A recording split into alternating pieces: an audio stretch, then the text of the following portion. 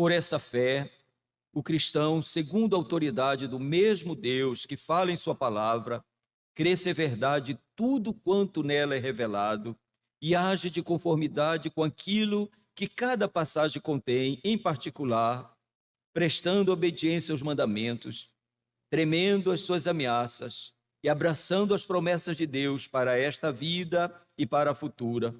Porém, os principais atos de fé salvadora são aceitar e receber a Cristo e firmar-se só nele para a justificação, santificação e vida eterna.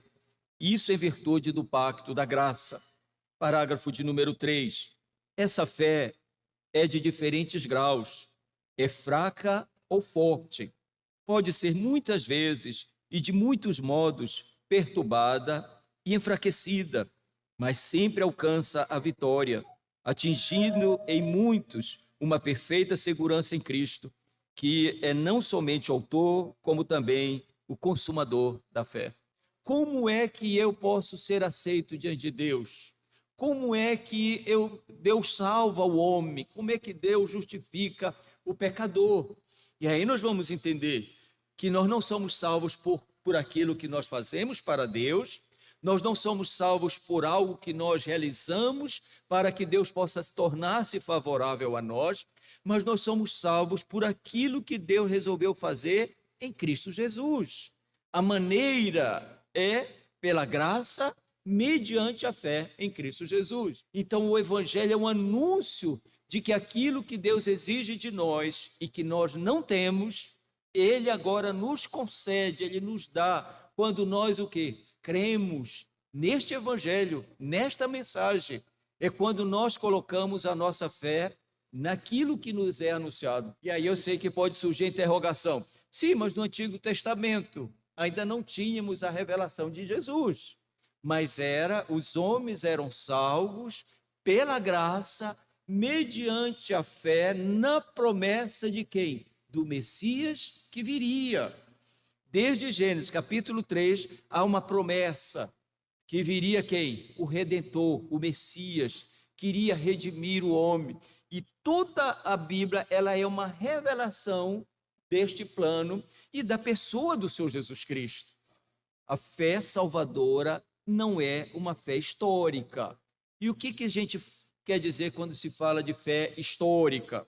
Meus irmãos, fé histórica é alguém que crê nas verdades, nos relatos bíblicos, e entende e crê que aquilo é verdade, como vários fatos da história.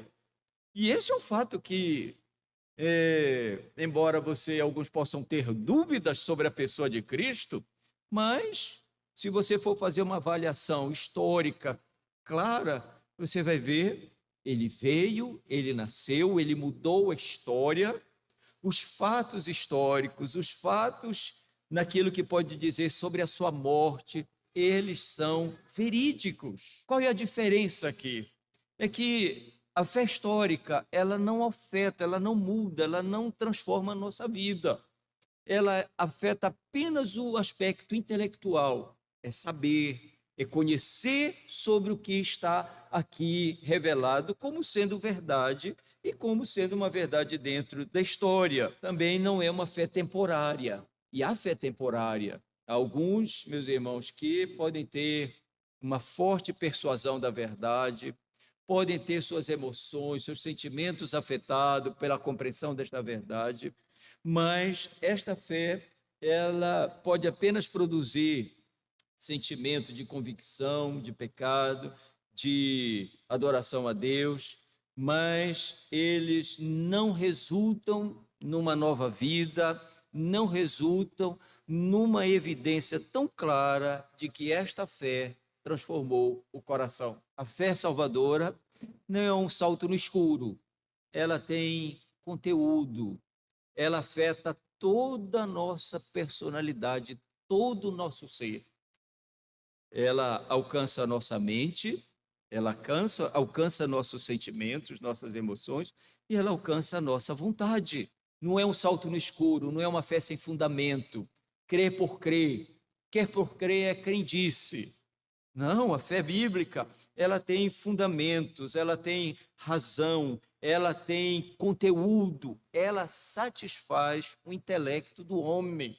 Eu trabalhei 2 anos em Breves morava em Breves e a gente tinha um trabalho lá que era o chamado furo de Breves. Bom, entenda bem, eu ia de barquinho, eles chamam lá de barco, de casco, né? De Breves, quando era contra a maré, eram 2 horas, quando era a favor da maré, era 1 hora, era de remo, né? Os meninos da congregação vinham, 2 vinham, me pegavam e eu ia com eles. Mas uma das coisas mais fascinantes que eu tive lá é uma pessoas humildes, e como algumas delas compreenderam, entenderam. Eu posso dizer que é o lado mais fascinante acerca do Evangelho. Ele alcança o doutor, o pós-doutorado, mas ele alcança o homem mais humilde, ele alcança a pessoa mais humilde.